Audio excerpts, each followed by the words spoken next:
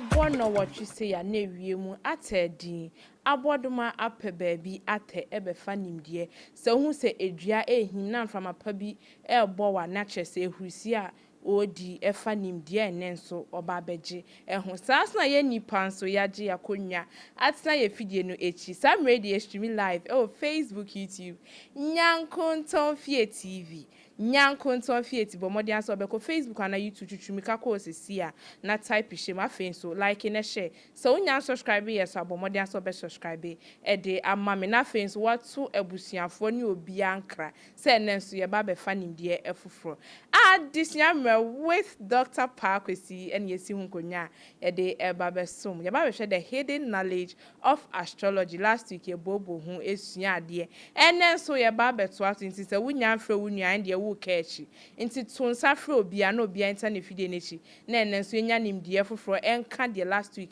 yenya deda no ɛho afei nso ɛma wo mfi sɛ ɔbɛtwe pen no paper no nso na wajote nyoma down de ato ho de ama me a me di dwumadi oncha me di ane nana ya e Japan Professor Dr. Parkwesi, the African philosopher, and the Babajin de Mosham Yefrin Nasi, Mr. and Mrs. Oshna.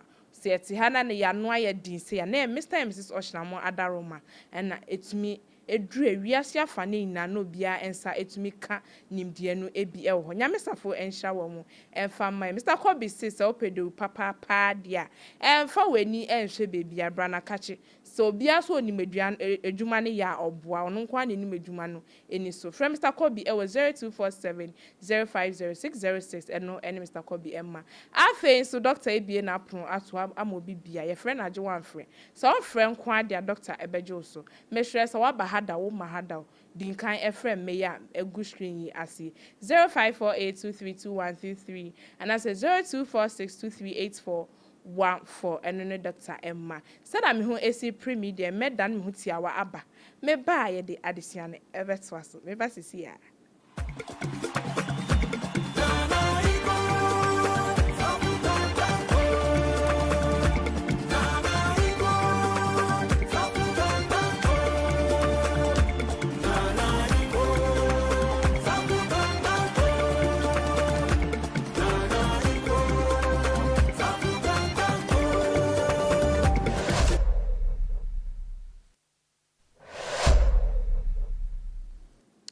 Yankopo enhira se ojebre ema meda ne hutiawa de bae se na medi nkan ekan no ye ba betoa last week adisia no eso ye behwe the hidden knowledge of astrology last week doctor eni yesua ade ye papa ema de ye share astrology ase ema ye tie ase yie se nhwoma no kwan nhwoma no efa so eni ye nipa edi nkomo afen so kwan nhwoma no efa so ni ewiase ni mu ankasa ni emu niama etwa ho ehia edi enkomo ono ma ye tie ase se nhwoma no so eguemu ahodro mienu se ehwe na edwuma egumu ahodro mienu ehwe ye nipa na honhom afem se ye ehwe ni nipa afem akos na last week nipa afem na ye kan ye no ebehwe eye personality aspect no eno ebehwe ye suban yesu ye ban chese nyoma ye nipa ye dan na di ewo ewiase no saa na nhwoma no so eni ye di enkomo efa ho na etumi epie saa sena ahihye no enso ma doctor ma tell say types no so you wondering and na you fixed wondering the etri ne ho fixed ne de ejina fa akochese mighty power ejina ho poti afi you de be fa 3D ni 2D eno de ya hye dan komuti ene no ye be komu ankasa na me no mienu ye nyan ho ntia se me ka se me summarize nyoma na ebe do so ama chese ene anhwa de ye be ka no ye ntumi nka ni na nti abusuafo me hwe se obefra onua na onua so afre ni nua obi anta na fidie na chief se ne de ampaya ebedwa ye be call Professor Dr. Enche ni ama no akwaba e de aba enadwumedie eso Professor Dr. ye ma akwaba ye nia Dr. what to say nyamesafo de me ho ye ya da amsafo ase se weekend die ekoyie ma nyamesafo de me ekoyie pa Doctor bibio ya da amsafo e na hyase ye ndin kan fa ne de ma no ye to aso free o nyankunton wura aseda ayeye enkamfo enhira ne ntontrom enka wudinda eda wasese nanso obo ye nyina ho ban titrume na odi mabedu sampempenso yi se de dwuma ne sitie no de ya twere no enne so so ya de no kwesem ne brada sa nyamesafo kaye ho na ni udin a aburade nyinaa so no hyase ye a ye de san di kuro no asan wie udin munti amen. Amen. Ekwan eda ho yopo nyamesafo edinkan ebie ade no ano. Doctor yemfa nyansafo miensa de no so ento aso. Yes, said your my alert wo dem ho yide. Na ne me hyase a de dikan aye mechia na najua safo a aka mena. Ena de otoso bienu mechia na nesi akofua afo aka nes. De otoso biensa mechia na nefua ejapo ma afo aka media checha mu nyina e wo ho se na me di nkan e kan doctor eba betwa e last week addition no eso e the hidden knowledge of astrology na nka doctor pese yesesa but me si there be da ene se na last week na addition mu aye de ne yanto aso abibi be ya combetie sie so nti wo se nekia ne ke to aso na doctor so se ye mo nko ade a oni haw se mo de mo kape obeye na me de me kan nya de bia na obeye o ti de bia mo ka ho na mo ka dia doctor de waje atum doctor mami bisa last week o de fa 3D any 2D no ya nheda ankom nti ene me pese ye be hya ase e de free 2D no any 3D no we breaking it down ye hu ensonson ya e wo mienu we ntem any ejuma afanu no na oh enano no me kan say wo ye enne astrology wo yi a enye bad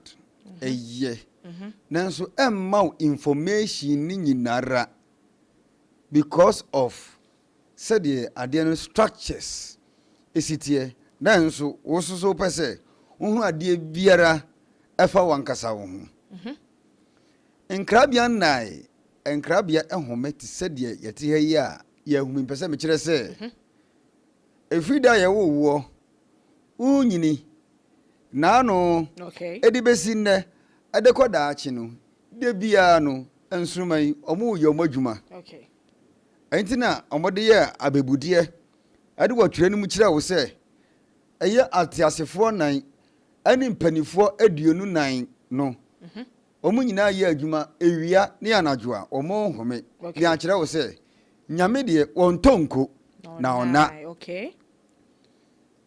na ye die na wo ho no de ya kire wo se wa wo ne ba ye no a ye nya screenshot de ma wo se oh me pa cho unsruma ejina ha unsruma bi ejina ha sei ensruma si so aba be jina se ha nti enu anu no na de ama wo se eno ni de e ka ho asem wo nkwan na wo bedi wa asasi su nyina papa o ne boni o ana se ebrepam ni ebreboni na eja wo sa enti unya hunu sa o se oh ensruma ejina ho ema me kasa yi de wo be frɛ ne se bukuya dan sruma mercury ti mercury ne kire se mercury ne kire se be bi ejina no manual tipa na aka na yaba ye wo dan sruma aw frɛ ne se jupiter aw ko sumeria kasa mu a frɛ ne se maduk enso na ekura nyansa aw honhom hunumu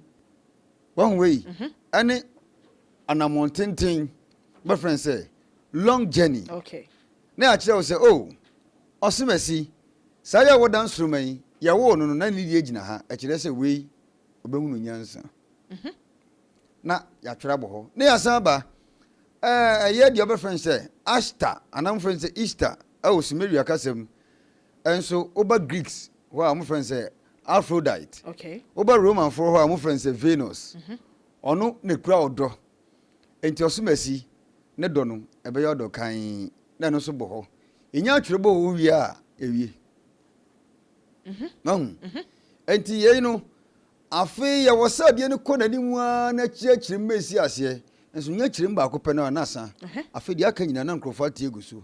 O say this week your Venus, and I said this month your Venus is entering your fifth house, and it means this, it means that. No way. Okay. Memum, you go back. Could be a I know the a chill you know bam. And yes, they are warning you correct. It is correct, but it won't give you all the information that you need. Any and maybe or I don't know, and Tony Padomasun say Sadie. So, we not go to the extent of even commanding the forces of nature because Nyama Yadiano. Enianyai. Mian Kasankasa. Mia me baba ako. Uswa no osu. Ketekete na ma wono no. Ono ne di nyama pa so ye duru ha no so beje de nchia. Okay. Ana so na osu. Ewa na obo. He, omuso ni mo no de kai, omuso ni mo de kai, omuso mu hu de ebem so kai masa. Omuso na mo ntwa me ba. Okay. Me twen ya ma afei. Ebre bi duru ya sa ebre no. Ene de ne kra enam adena nchew within 2 minutes be no wada. Kwansu biu eko. Mitimi tram so. Yamgwa ya wode we ebai. Mipewe we. Ya wode no duru a esi pepepe ema minya. Hey. Oh yeah. Anso anya se de kire ho ne mo pesa me kire wo se anya obi ano de be papa. Obi wo wa oye bi. De ewo ho bi oye. But bisa say the character and as in the behavior ankasa no a etade na oye ne ho ankasa no etesen de ono so wo hunumu e wa abodie mu no ono ankasa kra nya ne ho adwuma enkantom se ono aba ba ye wa ankasa ho adwuma sanse na koma no kra no enye papa esanse jealousy edidi ni mu dem esanse competition edidi ni mu dem krono edidi ni mu dem enitin ni pa krono ofa de na wo ye na wo sa de na nkasa tumi kire ne se mpatwo ngi ne si yi ne si na wo nya hu adwuma no na kire se de wankasa wo ye na nkasa no onti ase na mu nipa dom a o pe ama ye bedi wa kire nti na wo yesi sebe wi ase so adwene bia bi wo ha bi sebe ma no kokotwea enye obi ade nim nyansa nti sebe wo a wo kasa no kura no nim nyansa kura de tie biara no you get somebody to follow you. Okay. Wei anunti ana ama akwakwa esa anya sa de a nka anya hu se nka betinya pay maka nti the 2-3D is there ebe explain bibia a kirewo obema houses houses kire se asase achiche mako 12 okay asase ni twa ne hu nyina no na ensroma dumienu no a eno soso koba no omoni asase ni twa ne hu na houses ni nyina di nhia okay nti ye de ni twa ne hu from atoye to epoye na osoro nso de aba besi ni afri epoye aba besi akọ atoye nti omu bonza ho nti ye de ni achiche mu no your friend say houses 12 houses and so de ne de oman no 12 signs of the zodiac ensenche ni dumienu a ebia befa sa wosu asase nchiche mu dumienu your friend say houses yi mu na kire say wo de ne ha wo de ne ha wo de ne ha okay okan ye wia egbena aso ba ku ya your friend say 4D empo 5D. Hey, yes, our 4D ne 5D. I'm telling you. Ni na so ebia we adwuma ye. Oh, so sweet and so very sumptuous. Hey, Dr. Faiko ma ha. Enti eno no nko. Ana we no so eno so nko. Example, you can say 5D, 4D ya. 4D na bini dia wan. O compare 2-3D and 4D no a. What's the difference? Ebini. Ana no me kire ebim. Ana so me kirem kakra. Okay. Okay. Obi be kire wo say me pa chow se yawo nana ya. Nana ya yawo no ebia na Jupiter ya wo dance from my friends Madrid. And Mars. The friends Nergar. And Sruma friends a brother from Mars no. Mienu ba ko gina etifi and ba ko gina anafo. Na ya ma asekire ba ko na de ato. E kire se handkerchief. E kire se lotto kiosk. E kire se mic ya make asamu. E kire se matade we ya mi hye. Okay. Na ya ma ni meaning ba ko. E kire se atade no e be yira. E kire se microphone no e be pai. Oh, e kire se handkerchief e be yefi na amane one meaning.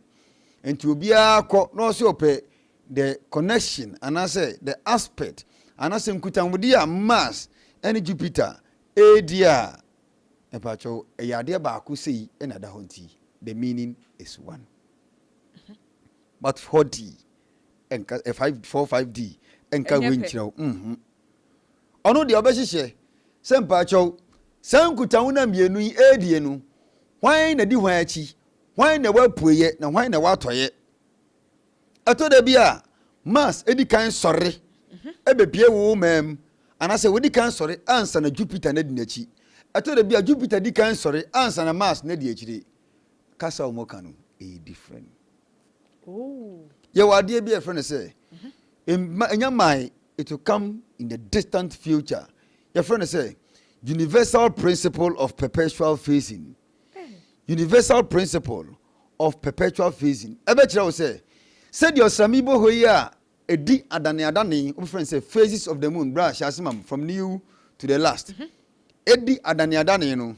Okay. Sana sumebia was ruhobia most especially but the planets na kan ho asem no eno so di adane Teacher say nya moon nkwa na edi anu nti na woda okay new moon enu ni next we waxing crescent okay we a first quarter the next one a waxing gibbous the asosobio a full moon okay the asosobio a waning gibbous moon after last quarter moon ebe enu ni no few anu akọ waning crescent moon na asam ko back to new moon wa okay asanda ho no with we no all have attributed the phases to the moon alone, leaving the other planets they also undergo phases.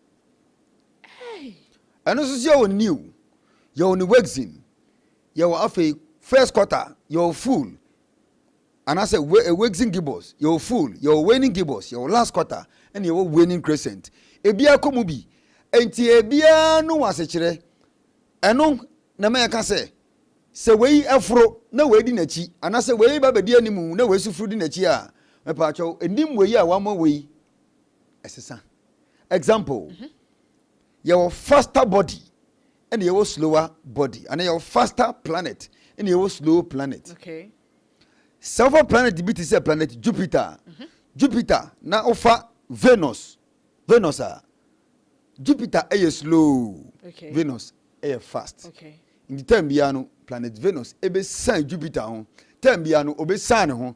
There's no way Jupiter ever body eba be sign Venus wako. No. Venus will always be a faster planet and as a body than Jupiter, which is a slower celestial body. Okay. Venus nini and I say Janu volcano and I was a namame Brad Peter. Brad Peter and Sunday down. Okay. Jupiter nini. We are slow. Ave yadie. Se ade we. Doctor, so we heat na me de payan kwane sa. Okay, we dey. Professor dey. Oh, to me can you know Oh, but so they tell say a slower body is more powerful than the faster body. Oh. And then it determine the destiny of the faster body. How we? When you look between the sun and the moon, the sun determines the phase, and I say the destiny of the moon itself. I will say, Osram, I will soon so I will produce a two ways so. And so, Ariano a slower body. And the moon is the faster body. Moon ini. The slower is the dominant one. Speaking to the faster. So, I know, we do it so. And the man who moon is a say the other than Inti moon ni face name or brave any ho. It is not only between the sun and the moon, or between the sun and the rest of planets na kanun kwani din kuta ho. Nemo planet no bia so no bia e din kuta ho. Faster bodies no omo e depend e slower bodies ni so. Inti slower bodies no and them faster bodies no phases medani. Example, Venus di Jupiter ya me dey. Okay. Chadie. Your east and your west. Okay. Inti wujina Ghana ha. Na odo mama echere bia apuyi we ya Gulf of Guinea. O right side e your west atoye. And our left side, maybe on left actually, a puye, baby, and so many in our sorry. Intimacy, a puye, not atoye. Okay. Oh, huh. ascendant and descendant. Okay. Now the idea is say memfa say a planet bia ewo wudi fa so bia no in apparent motion anya motion ba kuna meka na apparent motion kire say ye yusu ye de ani aka say de onu adi kan sori a wo ba bia no de animu na de onu wa poi na onu de akire ba no onu susu wa akire anya sa de a in actual sense ke beka say de wa poi animu na wa animu na nka de wa to animu na di nanim, but in this case I'm talking about de onu di kan sori ye na afi ba kuno a onu di akire ba no o left no ha etimi fan say planet Jupiter asori. Se Jupiter asori a o slower body. Venus edi na chi sori pe say ne ye kan ye beka say essence say Venus eye faster body nti oni Jupiter be bo nsan ho a oko apoe ne nchei. Therefore Jupiter aspect with Venus, and as a Venus di Jupiter edin kita ho no, Venus is waxing. So the Jupiter hwe wani mu a it is waxing. Jupiter a casting shadow, and I say the energy at to Venus so. Distance in the distance, me aspect say 16 degrees, and I say 90 degrees, 150 degrees, and I say 75 degrees, and I 45 degrees. Menkai nemum me yen January they actually say the moment Venus ono Jupiter bedi kan sorry, na Venus bedi na chi pepepe, na kire say Venus enyini oni Jupiter bo nsa wonche. Venus is separating from Jupiter eastwards, therefore it is waxing. 2. Then mom se Venus sorry ya na Jupiter nso sorry e we poye e ba na kire say Venus is approaching conjunction with Jupiter. Only Jupiter e kwa akobon. With this you better say Jupiter casting the energy e dey to Venus so a waning phase of Venus and only Jupiter e kwa akohia. Enti memfa ne say mama 60 degrees angle. 60 degrees actually say waxing crescent, and as a waning crescent, Brampacham waxing moon, waxing crescent moon. The producer edit to say, say, Memphane say, Venus, S and Jupiter, and I say, Jupiter, the can sorry. Now, Ebia, or sorry, you know, 4 hours time. Now, Venus, so sorry, Jupiter, sorry, 4 hours time. Now, Venus, sorry, Venus, any moony on the astral plane. Say, and a Venus, any more ye. It is waxing. Jupiter ni dim kuta won say no waka. Okay. Afei, yan hwe. Se Venus sorry.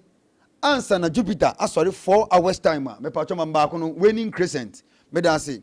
Na kire say wei emom na yi no ho adi say na Venus aye. Sa time oni Jupiter kwa akohia. Ne mo first one na producer de to so ne de o tene ho e de fi ne ho. Ne mo so ni Jupiter ne kokohia bra ma new moon. Then na omunyina akabum aye ba ko na kire say Venus is within its conjunction phase, the new phase. Say it here. Okay. Wow. But this, it is not used in 2-3D astrology. No, the moment they can say Venus and Jupiter are in aspect. It means this. But anyway, I made it to him. But beyond that situation. Maintain poor day. Maintain na Doctor Wookie. And my, it will come in the future. Yeah, dear. Yeah, pound to make it to be. Na de akire na de wo no de we kwa de comedy so o kra we de so hu he anu poni wo wi a no ba behwe aya no pa awia anwumre anajo with this ye san so abako bi wo ye for energy stations. Okay. Energy stations no wo suru we e wo hoyi achemu into 4 ye wo north, south, east and west. Okay. Enti se wo ye unsa se ya abaya cross ha bram pacho wo 4 quadrants anka wo de mami circle ya chemu 4. Okay. Say uchemu 4 on quarter be an friend say quadrant. Kwa ache say a 9. Okay. Ha. Entina wusia 1 2 3 our French ma 4 4. 4. Aha, en 4. Okay. Enti 4 quadrants. Enti yawo southeast. Africa na sa de kopem India. The Koba Island, the Biamekano, India, and that's a Bay of Bengal. If you are the Konyinano, in fact, your friend says southeast, 1 quadrant. And from Ghana, says to Ecuador, Galapagos Island, and this is another quadrant. Your friend say southwest. Okay.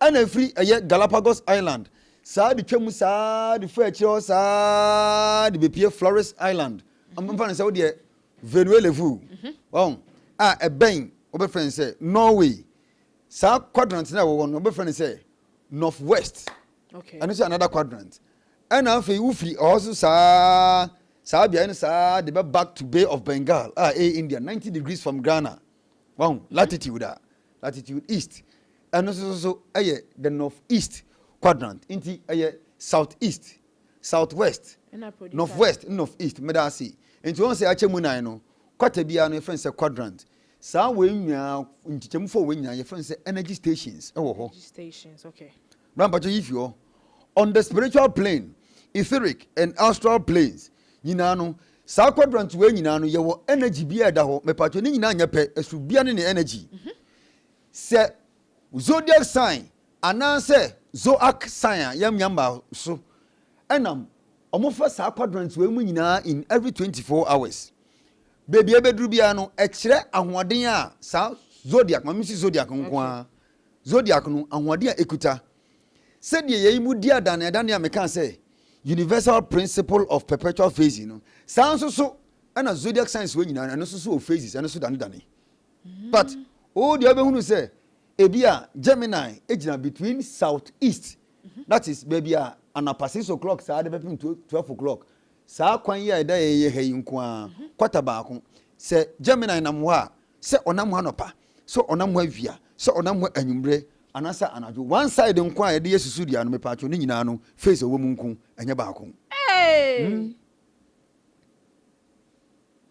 we dey na history pa mint just doctor dem go edru it will come so we southwest we Ghana any bibi ti say bia amasa Ecuador country America America kususu a se Gemini susu efiri anko no be gina hanso nko a so duru ahomachi anapa your morning afternoon evening night and dawn and susu hunu ha and hanso nko ni nyina your face owo mu and so ye different say between northeast and susu dey different between northwest susu and so ye different but this na akira we say enye saa da de ne say de hunu nko a na we mpo de we include all the 88 constellations ni nyina no enye only the ecliptic longitude that we can say only 12 signs of the zodiac nko a we de nsume bia da wo suru bia na kasa enti doctor me say 88 no sa enti say na wo ke o nyina wo mare mu bi I'm telling you for example yanhwe assassin achiche mu du mienu soso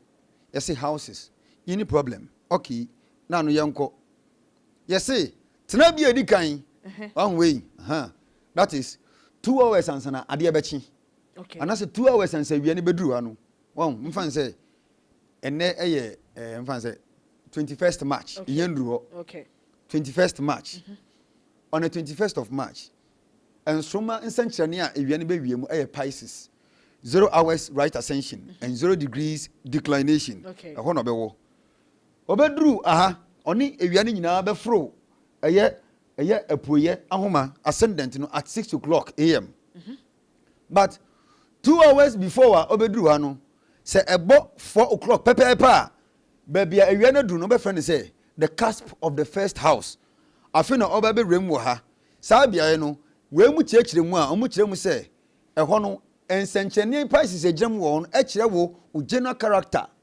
and say obi behavioral characteristics esanso kire o physical appearance the way I would dwene the way I would feel it when you know the album your friend say your psychological makeup sana ase kire ewo ho okay say about 2 ahomachi a baby awiane duru saa de beduru 4 o'clock on baby awiane won with this particular date saa quadrant no so your friend say second house eho na wusika ewo ene niamaniama bi a utumi soa edidi akoniaba enom de asusu de o abrabom se wo ho watade wo laptop computer wasoma de yi wo phone wo ade bia ye wo ho ade bia utumi soa de akoniaba ekasika ho se obenya bi se onya bi nyina no pato saa bia na de ama no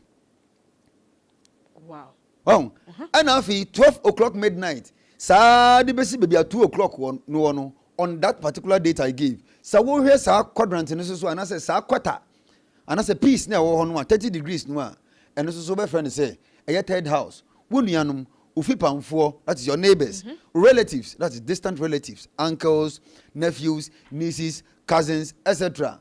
Omo, and afei, what dia wu sia wo wiase or studies. What are you studying? Your education. I want to wo afei o short journeys. Me fifi ameko market. Me fifi market ameko kaso akwa ya de. Me fifi ameko ha. And ammonia kwantu a enya chichichi nenso eben. Then the means of transport ababeka ho. De so awoko ebi ni de wo he. Me pacho your bicycle, your motor, your car. Sa nkeka ho no so ha. Ufi wa na be means of communication. So far as your relatives, your siblings, your neighbors nko ade mbekasa. The communication brings in medium of communication. Phone, in particular your letter, your memoirs, etc., etc., etc. That is third house. Afiyanhwe. Sabia we wo hoyi. In particular, we 2D, 3D, normal traditional astrology ni chiremu a. Ade bia ne wo hintasem mum je suma. Na afidie epie. Okay. But sanchichemu ya mema yi. Ba ko no abe friend say 12 house. 12 hours near anapa. A boss 6 o'clock, sir. The pepim 8 o'clock. Oh, sir. Baby, you are on that date. 6 o'clock, sir. They do 8 o'clock. Sir, a honey chemunquano. My friend say 12 house. A ho and the prison war. Whatever when you are honor war. A dear a hint pa a honor share. Okay. And honor when would share, my main can say. Okay. And the person just say, apart from the fact to say, and so maybe we do one, and car can you me pajo, and he doesn't be any no. No. Na mo wey be kire wo say baby a why third house na eye hu nua no mu new fi pamfo no pato ehinta sem timi pie ho ye ba second house wo baby a usika sem wo no a ehinta sem timi pie ho ye ba first house wo na ehinta sem timi pie ho ye ba seat house a ehinta sem timi pie ho just say baby a ehinta sem wo ho but when more a specific place no it's impossible enti ye ba third house no a ebi wo neighbor no me pato edu anadwo a osore be na de bi te say me ankase me nua ba afie bi osori anapa no ma me bia ro no ho ne kada okura pra compound ade na ye no akwa bi kotwe wa so mam kwa me ngwa ma me pata ko so ka me gwa no wo ya kan to ho ba bia say with way or a neighbor but or ya dia no in a secret whatever okay omo question no o say na sori bi o ko no ya kwankire na so fo ndema ne so me say odu anapa sorry na ro ho hey akwankire bi ni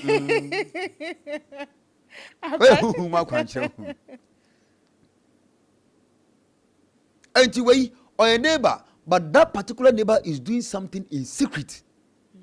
Okay.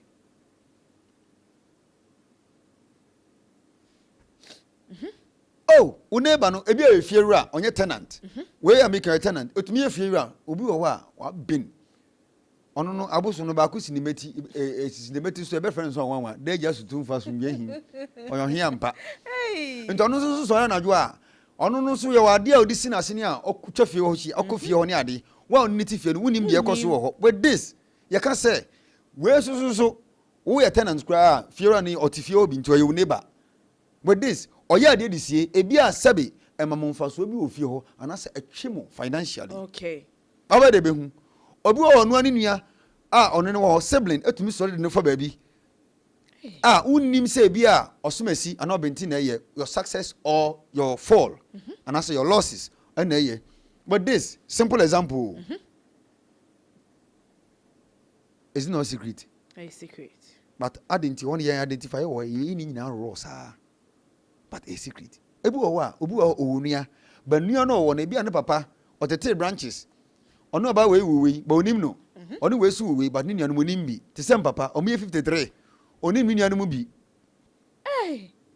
na santam ya no ba ku be fa me dan na no ho midi no okura na o kire me ko wie se ye nyina na ekura na nakro no wow otowore 11 na wo 53 ntino o mas kata so no kura so oni bi me da se obu ha na dia no obehu ni nua ni that is foster sibling but obi so wa ni dia no ohun nti mpese me kire se saa bia ye no a etumi pie etumi hinta the epie or the hinta is explained fully by the quadrant that is over there. Quadrant no de to so na achemu for no. En na kire mu sa say baby adu we ebe hinta, we de ebe pia bonti. Okay. Into we simple example summary of the ubisa ya make sure the simple difference between ye mienu and asa afani. Amen. Amen, Doctor Kasapapa. Abusia for me did say nenwume what trust. I won't try the end Mr. Wakechi. Doctor Chirem eye 2D ni 3D no. Kwanya efa so eye nejuma and a 4D ni 5D ni so. Kwanya fa no mienu wei eye nejuma esifa. Doctor Enhome so na making kind messages kakra ewo YouTube honum. Wei every eye Charles Kwesi Enchen. I say good evening Dr. Pakwesi and the crew. May Nyame Safo bless you. When so every Anthony Enchen. I say good evening Dr. Pakwesi and the crew. Emmanuel and say good job doctor and the crew. Not in the date of birth and so at our patients. I say greetings to all from UK.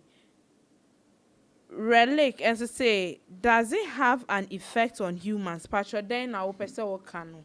Cause chiremu ye 2D na 3D na de he timpacho be chiremu ewo ho efa mame ewo ho we so every aziz say good evening doctor and akwesi kunedu and say I am kwesi kunedu I am here okay on answer the ba say today is 26 degree of the waning crescent moon in constellation between Capricorn and Aquarius.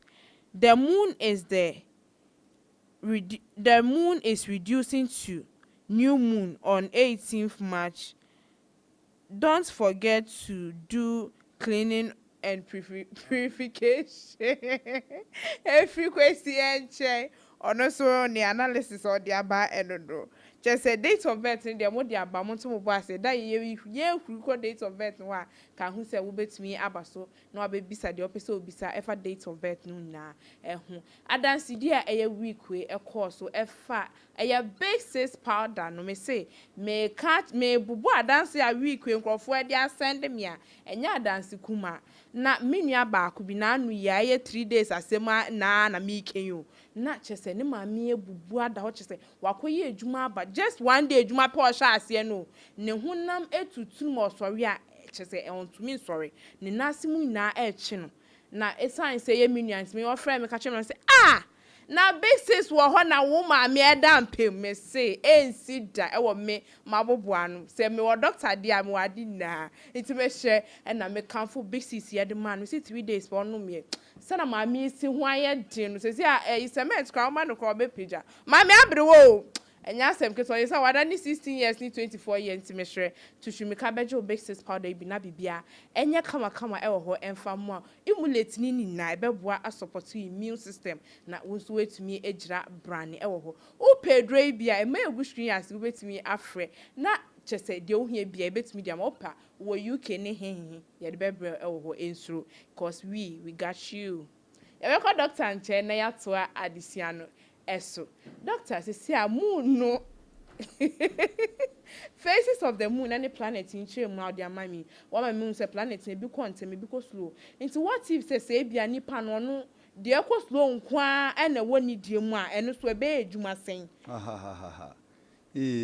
nana ya doctor da shi bia be kama oh that ana me kire wo se enso ho a ade ba ko a enye no 5,000 years oma yes a mistake na di bedru omo anom kita sa secret wisdom no omo wi so they died with the secret and they are back yes I warm hey na de tie ne se mampacho mamu osam na wo no mamba ko binu a ori san ba ko ba na obeyi mu ba ko ba no ha enye phases die no okay mu ne wo no we a full body na wo ho we ay around see na wo nanso se awia no ton fa ba bia depending on baby ogina na awia no su gina ene baby asase no su gina ene kire se ne ha ebepie na brapa jo betumi ayefi wo let me tell you something okay new moon for new moon mam new moon kire se ostram abegina asase ene awia ne ntam nti se we a ohuni okay won se ye wo light glow bi e wo ne ho awia ne wo na chi ana asase ne so e wo ha okay nti ye hu a block ye view nanso awia no esre no do nti e ba na sa wunhu osram no na che say oni awia akwa kotare ho okay sa na yebeka no sa nti se asase gina ha osam de gina intem na awia na ba nti oma for me straight line and a friend say new moon okay and am ade we yesi but sadly we ahunu wo no it is very powerful far beyond what many people think. That you say the moon itself is complementary and you're one-sided. Anunti ya janom ba ye nananu a oba ye no your friend Melchizedek, one friend say Toth. Okay. A Greek for friend Hermes Trismegistus. Odi nimde ne ba no o kire say osam ne gina homa han ne esum. It's a duality. Okay. Esum fa and a han fa. Okay. Chefe say duality. Nti ye janom eye infoni bi edi gina ho ama osram no omo ye ne sa high priestess card sitting in between two pillars of Jachin and Boaz. Okay. Police abet me yaba. Edi gina ho made ne say pato efa eye fita onuni. Okay. We your friend say the moon mamenini high priestess. Nti bo hu say oti two pillars in term J near Jachin, okay. B near Boaz. That is when Hamon Jem pillars na me white and dark black, pillars. Okay. Not just say or some no or some done in Nancy, waxing crescent moon, which I say Adiano Ekita afenu. Na or some done at Naseno. Netunimum actually white pillar so. And at the Yamnua, Bibiani honeymoon, it is the horn is facing the dark pillar. Oh, the chirawadie. Oh, one horn of the moon is pointing to, and one woman who cried when in some natural Torah. I was so. And Afi, a bamba is pointing to the B, the dark pillar, representing secrecy. The child say, what per se who dear, what Torah, and as I would and about tarot anymore, unless you are able to break through the dark pillar. Which means that sir or some no, it does not have only light, it has darkness too. Okay. The dark, the visible side, what is going on the material plane and what is happening, people know. But the dark side represents that which you cannot see, that is hidden from you. But if you are able to understand that dark aspect, so questions remain in the light, but answers are found in darkness. Okay, let me explain the wisdom from Brown Pacho Mami chariot. Okay. Oko zodiac signs in the tarot card, your zodiac sign Cancer. Okay. Cancer. Tropical astrology shares from the 21st of June start to 20th of July. Our friends say early summer season. Which way no, and also so omo manifonisa or some na mere to no ni the moon rules in Cancer. With this omo de sa ashensude we de man say moon na san hwehwe ha nti be hu emwa mienu we ne tie nipa ne body aye nantwie ne nsane ne nan ye jata na owa ataban no ayokore ataban na ebo enti ashen nam no ntam no a omo aye ne wo ho no e de kire revelation said the other friend say atiasefo nan no omo tie no yesi ne ti ba ko ye nipa said the body tie nipa oh ne body aye nantwie na se ne ti ba ko so ye nantwie Baku ye jata and baku so ayokore. These are the four depictions. And they represent the four evolutionary phases of man. And I said the fourfold body of man: physical, etheric, astral, mental, and the spiritual bodies. And only I see our light in our dark. Papa no jandi anymore. On a friend said Toth, Hermes Trismegistus by the Greeks. Okrapia. The piano no so ngusona I wanna pempem no representing knowledge of the stars. So be hunu dia or the sa abanu esi abotuntum no so representing secrecy, darkness.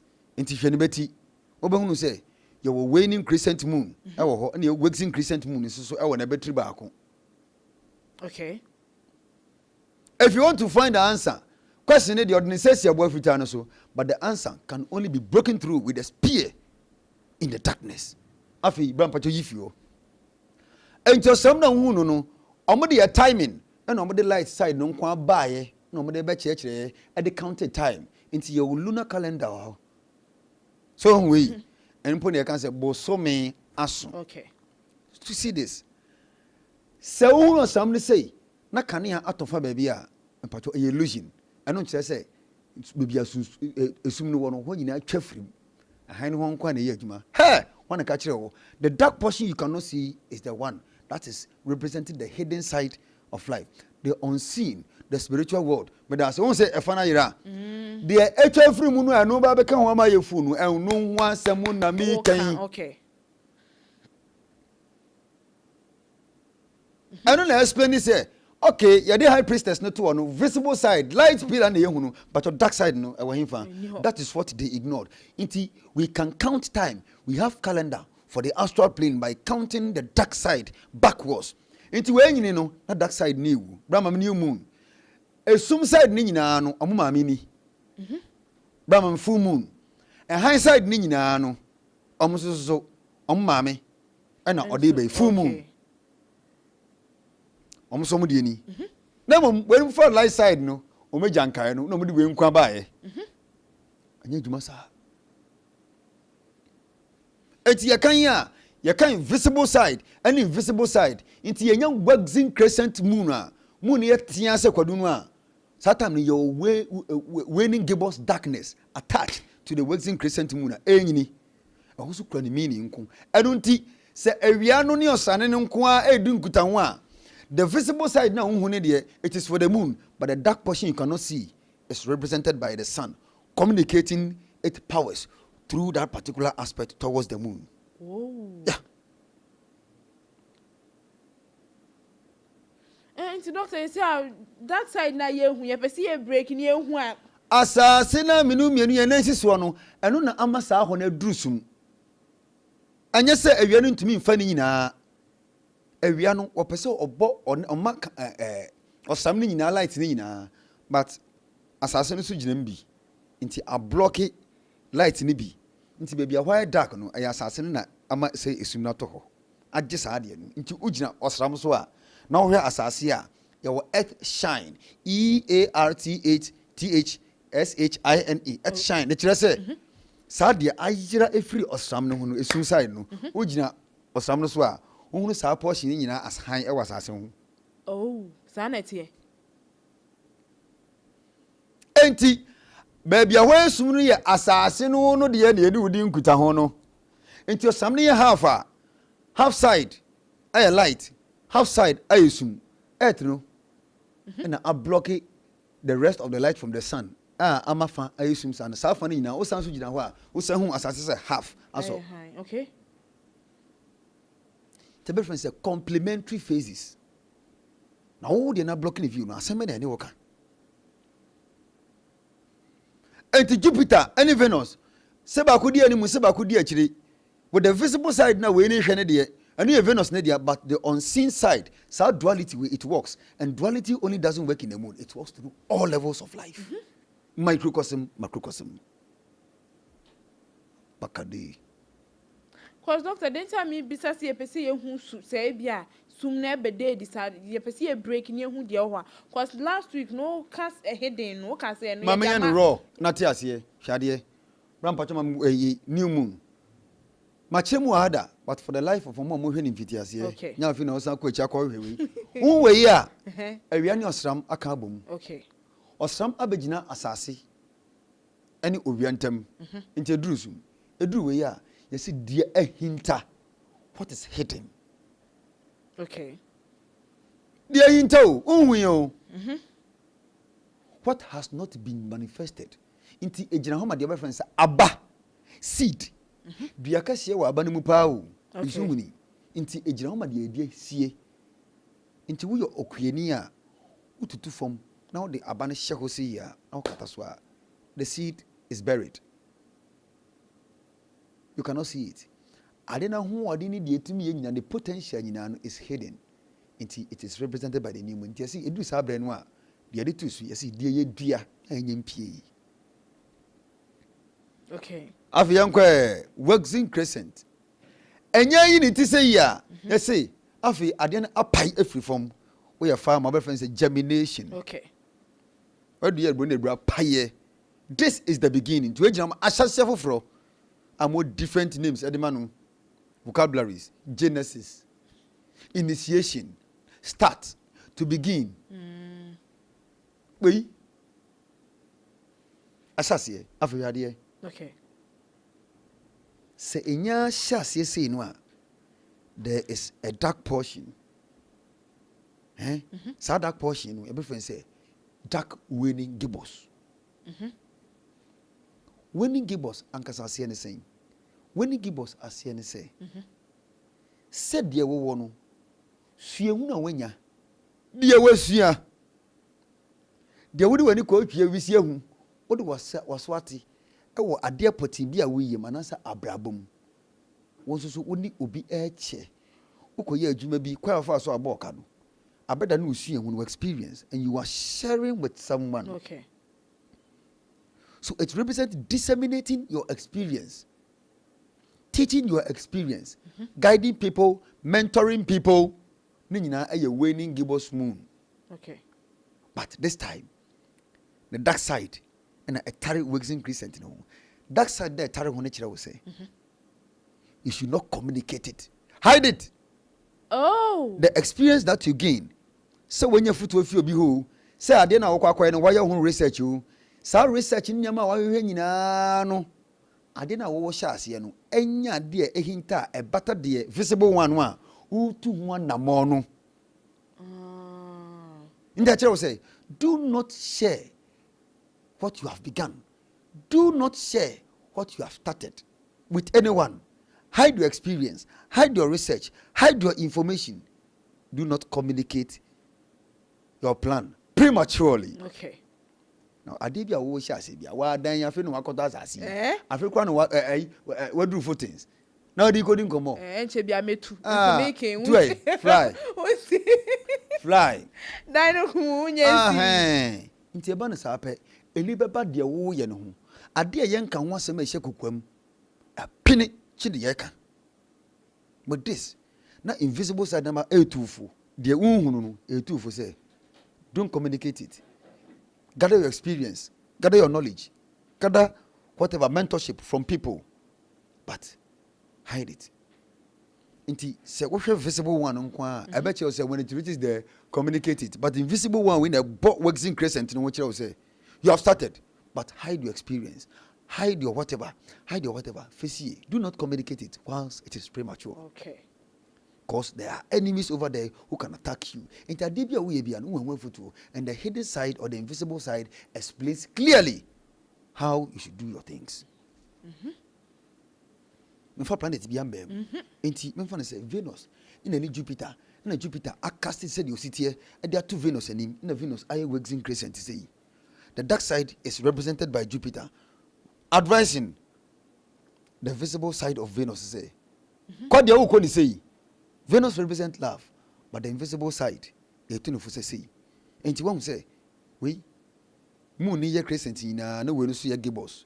You will do first quarter visible, not last quarter, I invisible.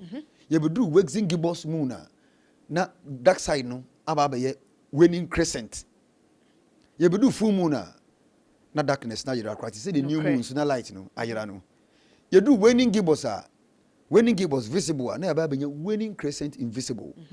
Oh, never be drew last quarter visible, never be drew first quarter invisible. Oh, say a complementary, never be do winning crescent visibility, never be waxing gibbous invisibility. If we waxing gibbous now, invisibility, never be full moon darkness. A new moon, yeah, the two way. So they are complementary. This is simple, one of the simple and summarized examples of say the 4-5D. Amen.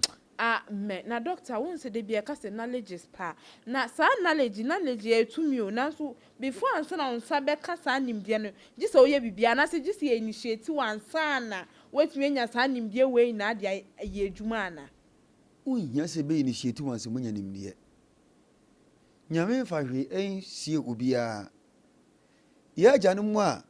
Omunun free ha no mu free instruma no so bae I bet chiri wiase no mu nim die secret ni manipa but to get this. Dear wo pena wudi echi na ho ade na wanya hu. Dear wo pe free aso na wo kono mu no, dear aso ne tie ma wo na wo pe no, enu anwa ade na ade echire. Sukuu no dear echire wo no wa nsusu se enu na ebeboa wo nti na wodi echire. Okay. Nemum ade bia no ye wo mu a omo ye wo mu susu a omo mbo. They only come to promote what has been created. Edu baby a ensachiraye be wiase a anase ensachiraye be ba ade ni mu a no mo bo no ya san wo bi na waba na wabebo. Sasafo no moko a it takes time before another one appears again. Time. Die enye India for asemu enye westerners asemu we dey Africa for dia. The knowledge was hidden and they died with it, and it is coming back. It's going to rule the world for more than 15,000 years. Oh.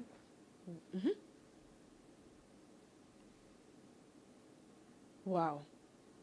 And your mom yet we be I when young we say pe share obi a wa building the nisabe kona no wa building the popularity nya wa building around we no be catch and say we ni ade wo we friends say if you can't beat them, join them. No. Just join them. You don't pass a day with them, Papa. But don't that be? I don't know. Sorry, tell you. So I say that. Say, this is a complex. It deals with mathematical calculations.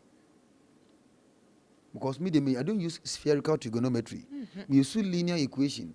I created my own equation. The medium can precise positions and whatever. And now so you're clear. And now, we put the encounter. You money room because maybe I didn't. Hey! Inti wo mo be kire ade no. Omo de we nyina kire, but wo mo kuri ade no to wo ne ni nyina no de Bible nti say mul apin. A Sumerian text. Kire celestial omens. We be gina ha se we be gina ha se. Ense ntokwa mo be ko wi. Edan the Venus e di kan pia ho machi heliacal rising of Venus. Na kire se ntokwa eba. Yanko kan KTV. Okay. Okay. Astronomical, sanity, but any information in the bro. Enti Pythagoras modie, Besuai, Kusha de Yenu the knowledge nearby. Omunya Pythagorean proportions, new winning a woman idea, any ratios, but we dear, it goes far beyond what they proposed. Pythagoras and Mamukuno. But let me tell you, even those who brought the knowledge, not all the knowledge did the gods handed to humans. They did not hand over all the wisdom to humans. Omukrebi. Solomon was one of the gods. Oba ewe nipati biemwa oba ya dienu. Bunsam so ba nipati biemu da aba be yon hene. Ne friend King Sargon. As Fabricus, 700 BC. That is 200 years before Pythagoras was born. 100 years before Gautama Buddha was born in 600 BC.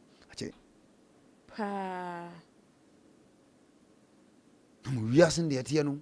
So one case of person who it depends on you. Now, maybe they be a manager say, Yamisa for Posafan from Mamma, my men and papa. Come in, Winnie Pacrami. Son say, anybody, but any Pabiake. Into the wound.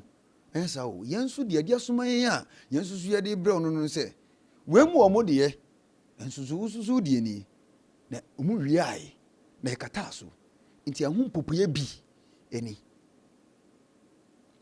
No, about betu we as nasi. Anna, everybody own. I agree. No Casawukum, Onusu, Oboso, you open your mouth agape. TDB till daybreak. I don't think you won't call phone of way dear a year on hini dear. And you be any other man. Okay, and you're on hini dear.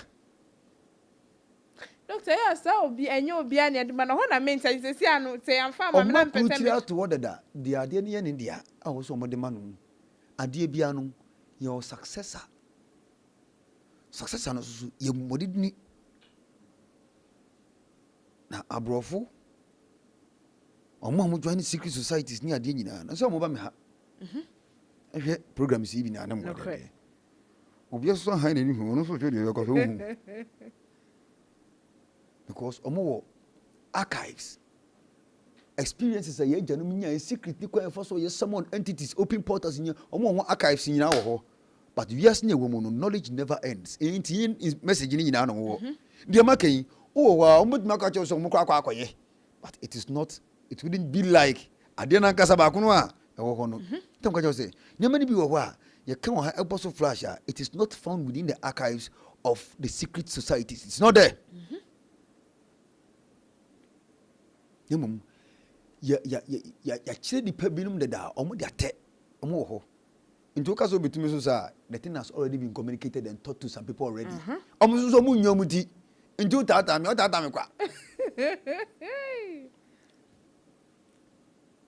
kwa way into ade no bi wo ho a ye wo de communicate bi wo ho a omo ho pound makakra na eno de wo ho ne nipa ko na hu say there's more I will say medi echiri. Knowledge is like this. Open one door, you find two doors. Open one of the doors, you find another two. Okay. Hey, who said two? No, so be still two. And see that. Obe teach this sa kopim time abe. And I make no. Yenye ba ko mienu miensan fa mo bia. Debi. Na mo wu ya sia wo no. Na wo se me de me pese me nya de na de kosi ase. You need to have a purpose. But so any purpose there, you just be walking around like everyone, only surviving, eating, drinking, sleeping, waking up, going to work, marrying, having children, having fun. There is more to the world you live in. Every human being is a star, carrying a purpose. But Oba, let's say we must say we are saying we are structured, in a way we are programming what we more about we are saying as say, and then one I will say we are saying there. Then you die and then you are forgotten. Now, doctor, our purpose now, our bread say, "Ubenya some dinner ma." Then I was away. Emma, Eba. So we don't quite share. Now, be who so come in and say the person must work on his character. Nimian de obit mekofa. Philosophy is a way of life, and yet something theoretical. Just saying wise words on making who are anger issues. Making you are such an emotional person to the extent and that's why you need emotions. But the person is already indecisive. No can mistake cry on life from grano. A change no cry no man. Okay. Kojam podi to as I kojam podi bon so for source of mama kon we and kwama na nia han. And so for so dey no yere kon dey. Oye nipa. But you baby wo ansa na odu hu begina no. Yo wankasa. Menkasa mo ani yamra mo ani adin. Monks no mo ho odin. Ona mo aka ne sa atum sa no. Mu bi shefu ne yehwe a oye pisha egbo na sum ko di pisha film de ko ka shefu o behind the scenes na hwe. Tete onfia ma homa. Sa shefu ni tina ta shon hwere kra na nyame de. Shefu je so bi de be wona ne kra no hia no aye ne sisi no. Da shefu are o no ma. Shefu you okay. I don't just to am obi mfo ne same woni. Monks no monam ho no omo tai chi any kung fu fighters o me kan ne mo nya wadun so ba kokan na beto samia tano de for self defense anonkon obi nka se mo obu mfu character cannot be changed. You only apply them nowhere when and whom to apply this on to twa dem odin a enyo obaso no be punch ni pan you will be for self defense wa ba ofie de sekan bi aba odi tuo bi aba ne nyame aboa no tu yanto ana wagi tu yi ugina ho ahwe no jan hwe na ka say peace shalom ubon say woni ba ko etu.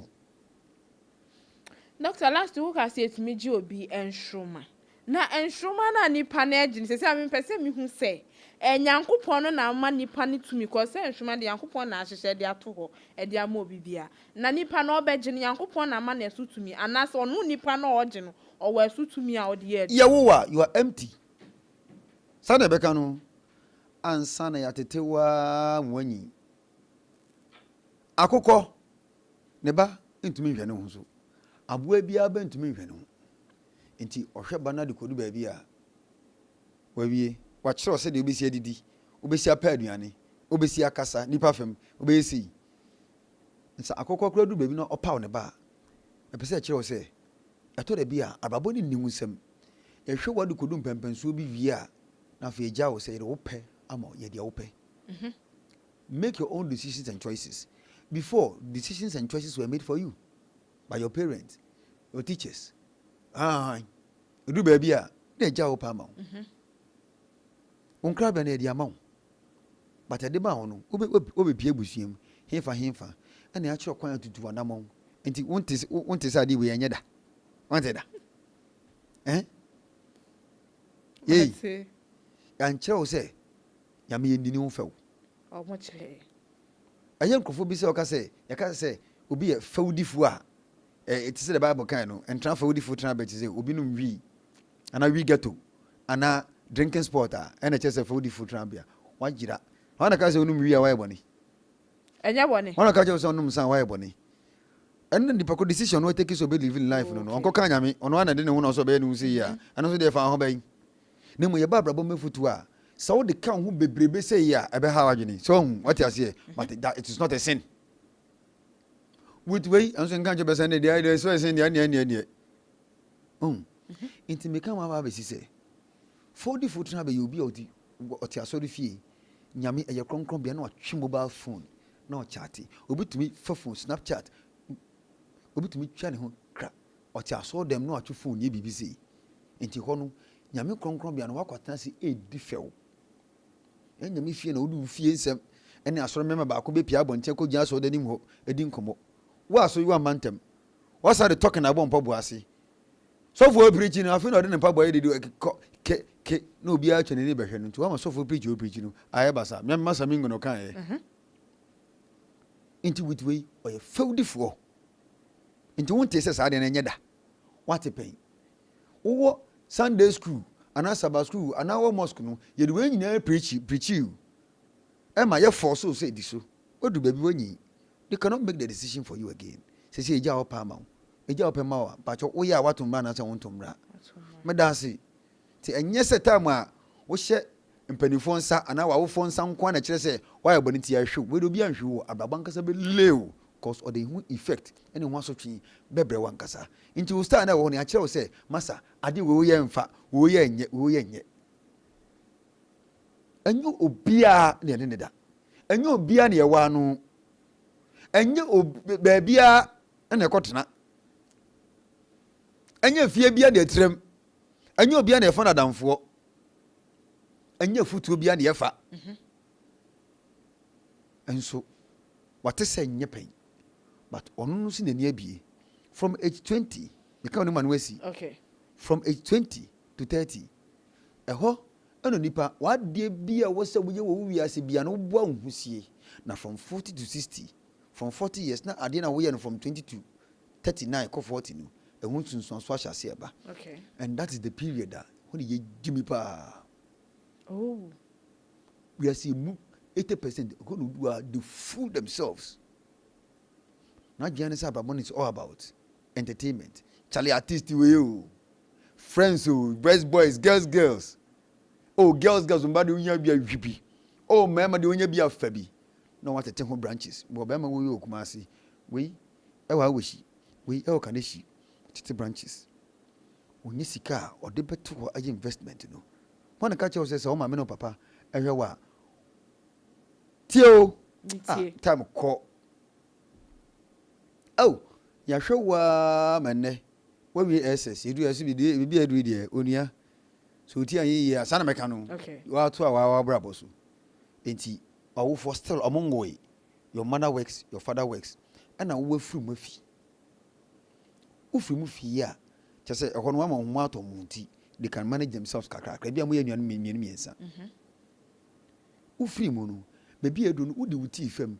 Kono koye adwuma na boaboa ho sie na ye investment show mama abrepa papa abrepa onti dia no no wa hya ase minianum so bre nti o hya ase se oye adwuma kakra sika ba nsem no onye sika na mama brepa maji da brepa daji minia asomasi bia pa o me be phone lines no at na wonso de opeso baby se bia wonso wetimi abebisa e wo hono 0548232133 0548232133 me hwere ofra no atwo ho efu TV no ho e de ama me se be ha adwe a me hwere dum no e na enne nso yanka date of birth asem bia me adom ochna ne beba date of birth no anka seso ntime hwere ofra bebisa date of birth bia ko se ne yambehwe date of birth nyame adom ochna beba ho nti eba ho a na wonso wetimi do date of birth no aba na de opeso uhun fa o date no bia wetimi abebisa me sure fra no atwo efu TV no ho e de ama me se be ha adwa no weluwa no me da ase se wo betie na wa hye nkaibo ne so e de ama me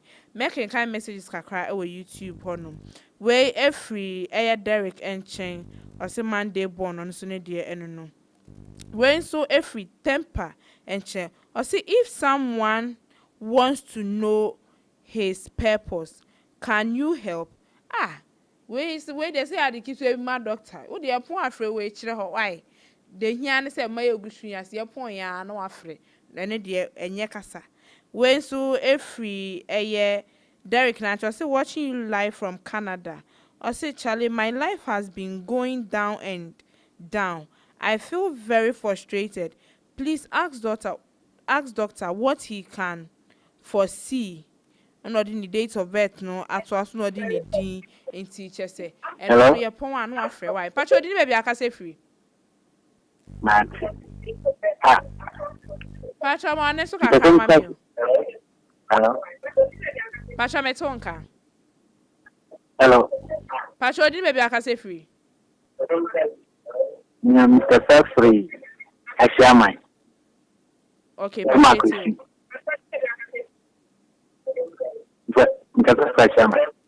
Pacho etie wo dumu TV no fama me why na tie me Mr. Wa hello em say when to me hello Pacho di baby aka say free ana do asansa na ya kwesi kandu Germany ayo Pacho me di no me say ya na mbo no kwesi kunedu we read comment we see kwesi kunedu Kandu. Yeah, so last time was it doctor na you know me dig go no na me patch say now say na was spelling na sorry I have one can enye ku ka ayo matse entina me the forecast me that say 26 degree in constellation Capricorn and Aquarius the winning what the enemy kan which is the winning moon is heading to Pisces. Even though we are heading to Aries. Now, the question back, after 2 days per now we have entered the new moon. Ghana, because the new moon will be entering to Pisces. Okay. Which is having its opposite to Virgo house. And the Virgo house is ruled by Mercury Earth. Into Pisces, into Ghana, you're careful because we are using the 0.5 degree from the green meridian rock. The question is, Dr. Mr. Last time, the 12th harmonic key will be S is equals to PC minus SD times 4 plus RA times 4. If I say, I want to RNA, P, S, and Pacho, Fashion Woman, Mr. I'm very sure. Say, I want to me a Ghana for now. What shall be our share? Say, if you I'm this canker one and Dinyan for how me say Ghana, rock no. And no, 0.5, 5.6 degrees latitude north, 5.6 degrees north latitude. And that, no, say, if you drew. 5.6 degrees it drew on the 1st of April, exactly at 12 midday. Now, yenya zenith passage of the sun. And as a planet biafa that is 12 days after the spring equinox. And now, so 10 days before the autumn equinox, that is 11th September, the sun descending to the southern hemisphere. And also, it descended 5.6 degrees latitude north. Answer na isane afa Virgo the right ascension 12 hours to 14 hours right ascension tisaneti hol kakrana pacho mi jidi se wenya ho ti ase no esene ye den Okay. The 12 harmonic key, which is S is equals to PC minus SD times 4. On the was a match, come to you, why?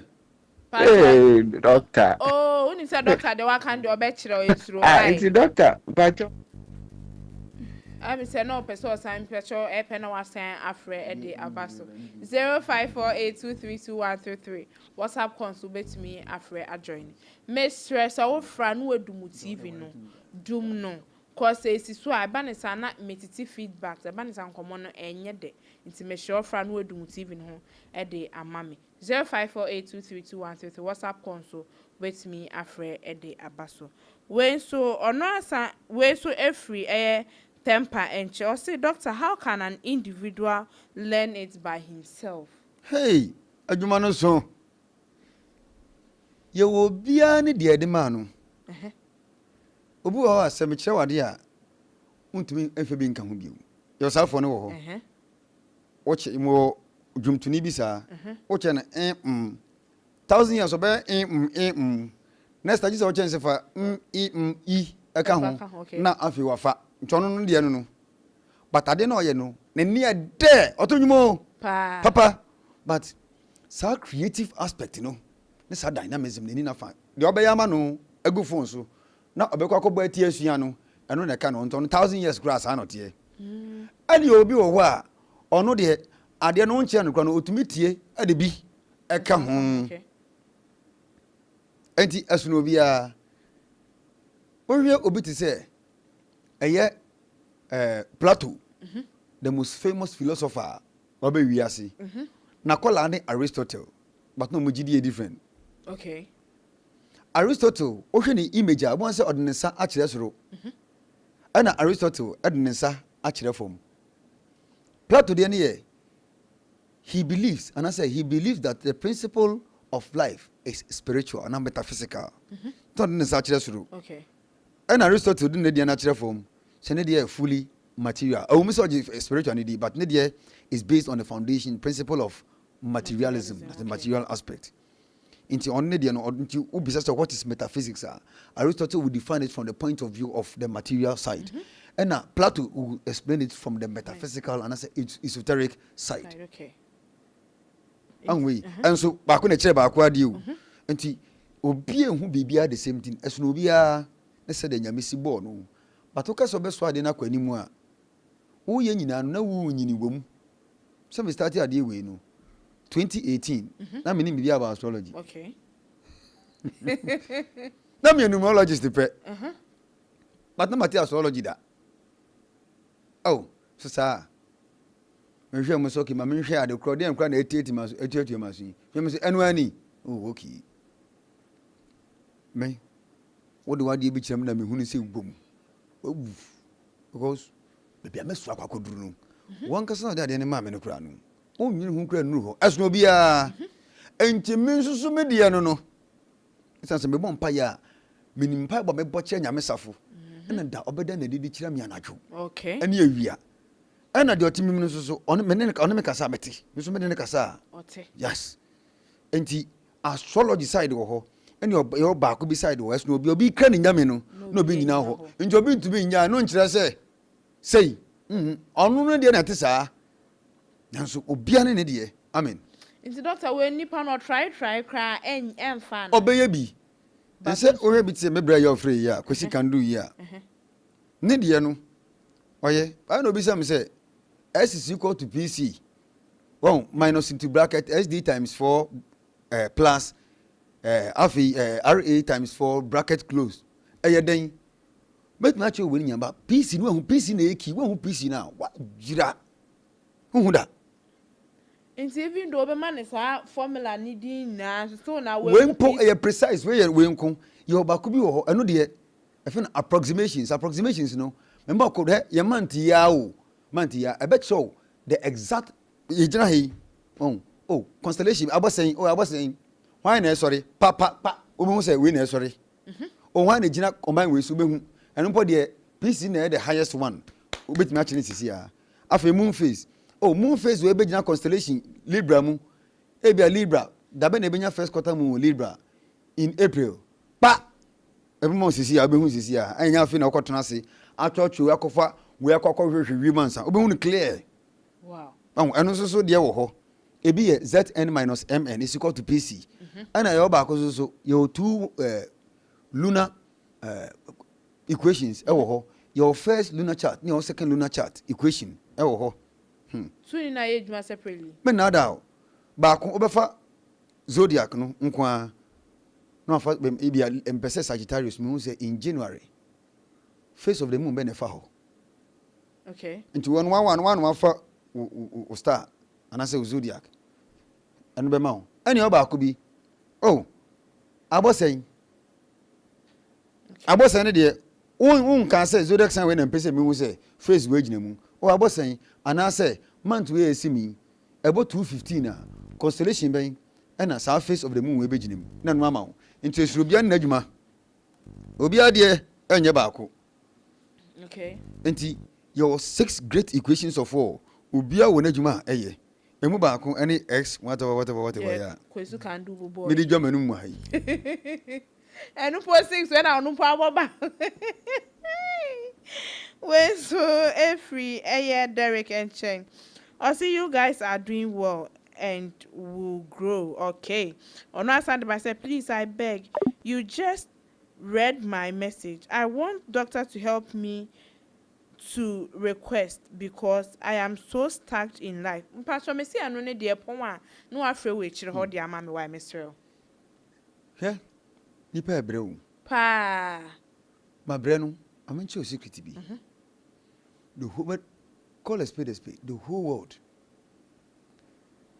the only kingdom eye kan Christ afu okay odi hu ko jam wa spiritual side any problem okay yaka any one kasa of physical life into to ya obetoto bi nkofu obi ade bi nkobu obi apo na ede o how bi abreme spiritual side in the obon ho ban wi anyame safo boy ho ban whether he's alive or not he's working maybe we could be odmachi okay enti e ho de problem no but about physical side mpacho ebi na ye kan yin wo ye adwuma nyeska mpacho nya sen adwuma dodo sen na wo ye wo spend it at say gay ya wa ko fana tun so ye sure so betimi ahwe no wo hwe no po baba akwa ne boy sen so still no say no anope adan ya na body wa decorate ni biba akwa ne hu akwa ne hwe na nhwe oh okay masa sa habit we ya wo mi ya ebeboa family planning what planning adwuma wo ye improvement be na wo de abem okay or refine ni ama wo adjust ni ama na se de etie no sa na ayetete sa ade besi nne adwuma na wo ye in the next 5 years na da so ho na ti sa ma umfa so do ti se de na wo ye ni anas wo de wani abu hu nkonta se by 3-4 years time adwuma wo bebu bebrenu abaye sei nti ma ya no dia ma mefa we nka ho na memfa mfa de sei sa ohonam ni man ketenkete ne ka honhom de no ho a na ewie pa yo obi wo wa honhom bia ne ha no e physical obi wa na no o kasa dodo okay obi ho du bebi o pese o chese oni maama pani ni che na djuma no nka na no ntum na ne ho asinsuan o okoye se de oni made ne yese ne master ni ma so no apam no obi wo kasa ni pese me koyi wi pese me koyi wi mini master bia na apprentice akire no smoking ne nsa no ma master ne mum edi we ena hu na bra ba de wa ye no mini mo bia okogina emusieye afro bi se ne ho kire no awa brochi nti no emusiye no se ne ba wu ni ba kra na wa ka kosi so ne ba na ti ase ne ba no de wa ye no but we do wa wi ehun sunsun so ba yan wa na besoa inti enye bibia na baka say you are stuck into bi na ye ebu o efiebusuam ebu o so wanka so nipa bi na ye sa with spiritual side you don't know fa hu ko jamba bi a ho so nti na me ko kriasafo so do ko a nyame safo bebo ho ban se wo gidi adwumufan ne akomamufan ko ade a nyame safo bebo ho ban na afei na ka physical side se de obesi atoto oni ama na ma wanka so wasum adwo sase nyame safo ono ne asum wiewura amen. Amen. Mr. Derek, you have pon anu afre e we chire ho e de amame e wo ho. When so every big man's enchen or say your teachings about the planets and their numbers really helped me. Can you please do teachings going detailed this time around for me. Okay, yami had much na beba ho nti ensure kra.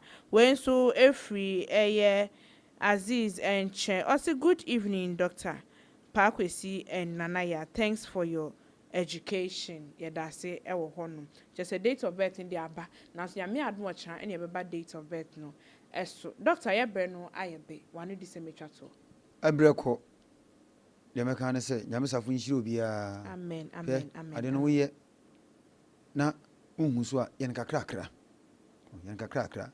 Ade bi ni wa pese wunimu a untimi nim. Ne mom no. So yen kakrakra no mo ne brehu. Obo mpaye wo ho.